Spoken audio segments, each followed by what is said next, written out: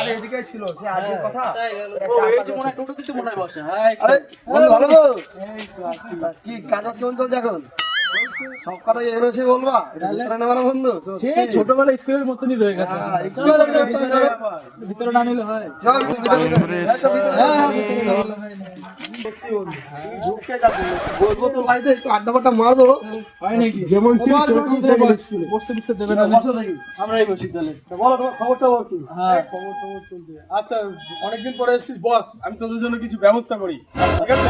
মনে হয় জল খাওয়া ভালোই হবে। ফিরে পেয়েছিল আমার একটু একটু। না ওটা কিপটা দেখ কি করে আবার কি নিয়ে আসে? এ বন্ধু বললাম জল জল খা। তুই জল একটু চা হলে তো ভালো হতো। চাটা করতাম তো, বৌদি তো বাড়িতে নেই। আরে বৌদিনে তো কি হয়েছে করলে তো দুধ নেই তাহলে তো চা হয়ে যাবে